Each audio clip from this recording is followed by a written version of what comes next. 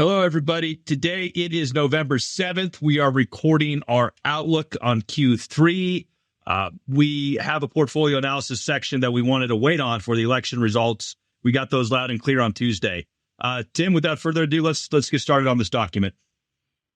Sure, Drew. The core essay that we wrote about was called The Good, the Bad, and the Unknowable.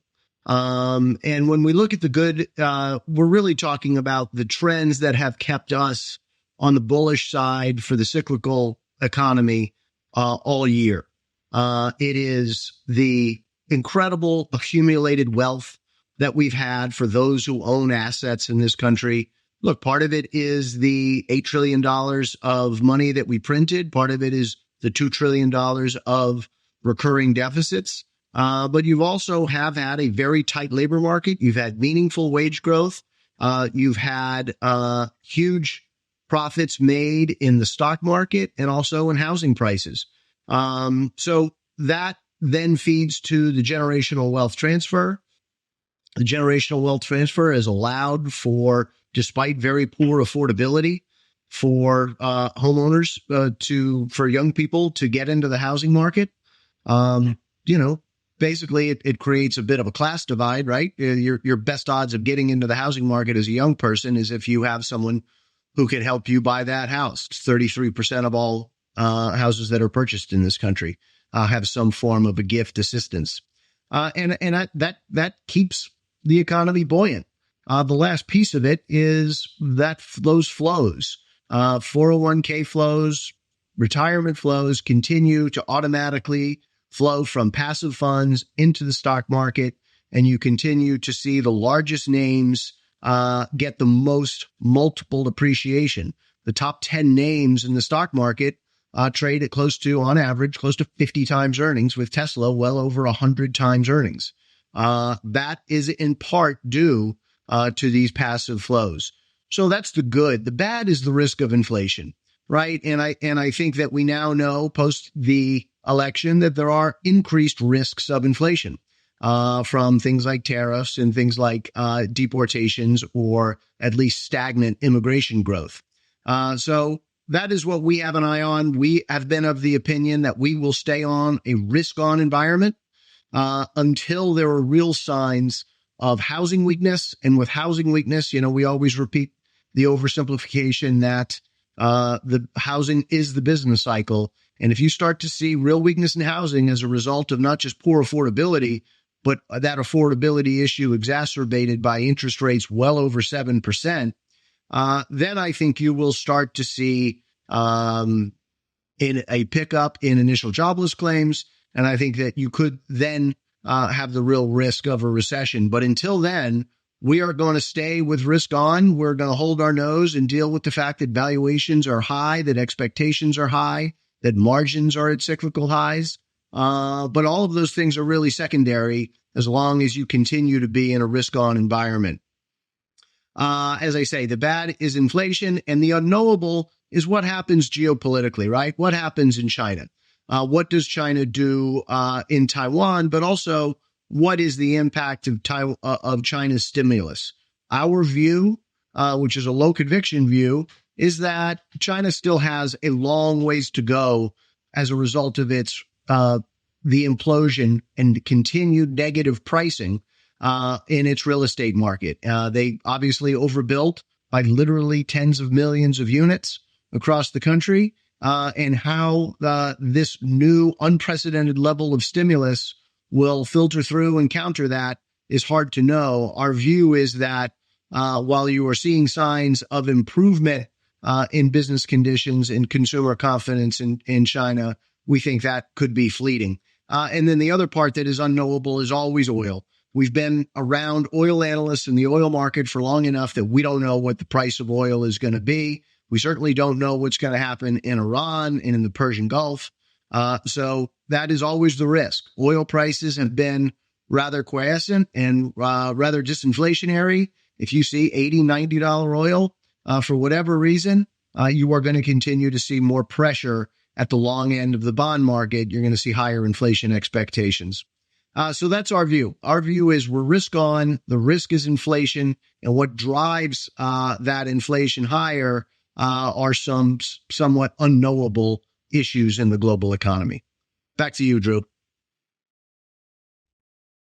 Yeah, let's kind of go through energy and commodities. We covered, briefly, we cover it in a essay we have called The Ayatollah Has No Clothes. We think that one of the biggest political risks, and this election might increase that a little bit, but is that, the Iranians have proven themselves to have no teeth when it comes to a military response to the Israelis. And so far as that's the case, we can see a more antagonistic environment, within the Strait of Hormuz and within maybe a potential for regime change in Iran, if the Israelis are so inclined. And that obviously has the potential to increase oil. We've also been really benefited from a disinflating China. They've just recently passed a massive stimulus. So a couple of those things have the potential. We see this last quarter really took down oil prices, but, we might see them amp up again. In terms of gold, geopolitical risks, budget deficits. We've had Fed cuts, both in the United States, but central bank cuts around the world.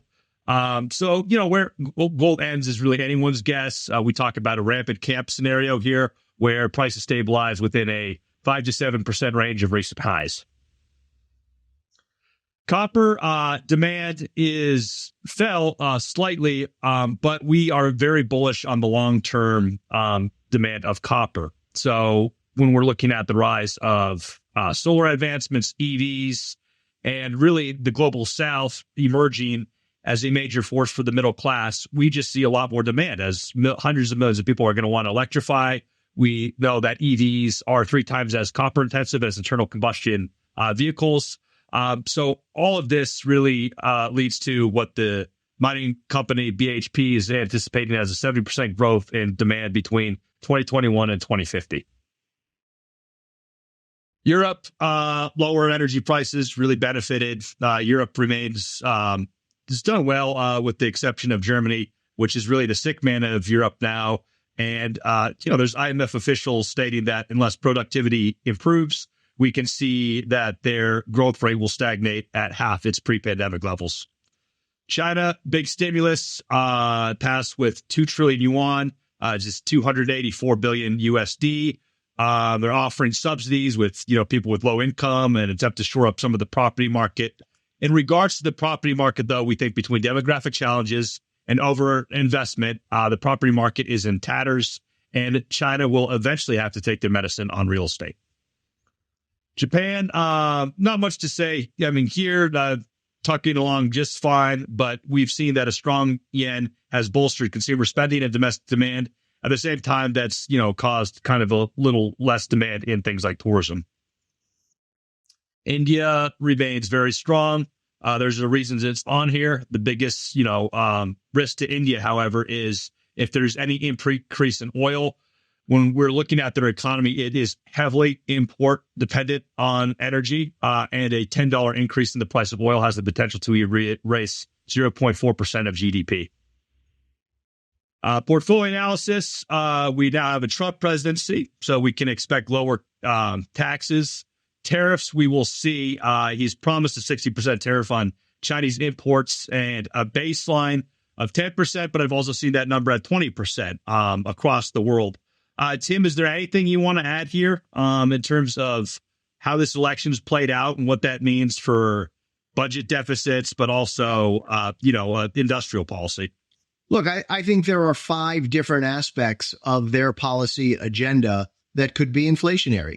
And I think that there will be a meaningful difference between campaign rhetoric and the reality, because you can only do so much until the bond market tells you that you've done too much. And this administration, like any administration, has to pay attention to rising inflation and inflation expectations.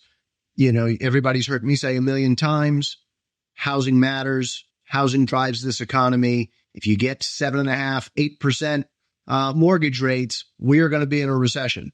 And they don't want that. They've got this election is over, and now it's on to the 2022 midterms.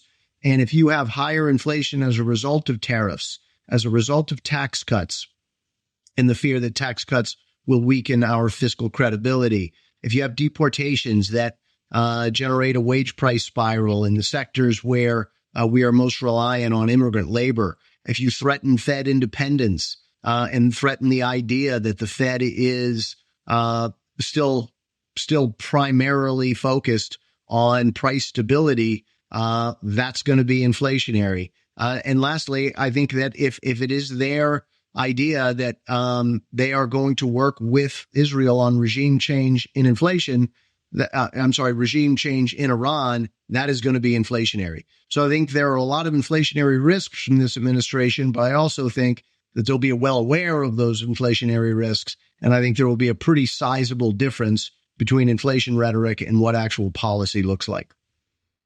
Thanks, Tim. In terms of an annuity update, we've seen total annuity sales grow 26% year over year, Q2 2024. It's represented a new record for, the halfway point of a year. And we've seen that last 3 years of high interest rates, volatility has made FIAs really attractive. Fixed deferred rates their sales have been 33% higher in Q2 than they were in Q2 of 2023. They had a great 2 years. We don't anticipate the same growth over the next 2 years, but they are still really attractive relative to a lot of CDs out there. So FIAs have looked good. Fixed deferreds look good. Variable annuity sales were up 16% year over year, and RILAs came in strong. So pretty much annuities across the board has really benefited from both the macro environment, but also importantly demographically. So we're really in a period of peak 65 that occurred last year. But it's trickling down the next 2 years as we get the really beefy end of the boomer cohort, which were born in the early 60s, late 50s. So the very end of the generation are beginning to retire, and that has created a lot of demand for these products.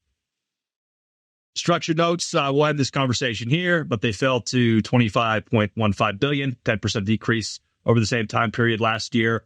We just really see that if the S&P continues hitting new highs today and yesterday, it's really gone off. We're going to anticipate, and investors will look at buffered or barrier strategies for downside protection for whenever these valuations eventually come to life, and we have to experience a sell-off at some point. That's all I got, Tim. Anything else you want to talk about for the good of the order before we wrap up this quarterly? No, that's good, Drew. Thank you very much. All right, great. Thanks, Tim. And thanks for our listeners and subscribers as well. We're out.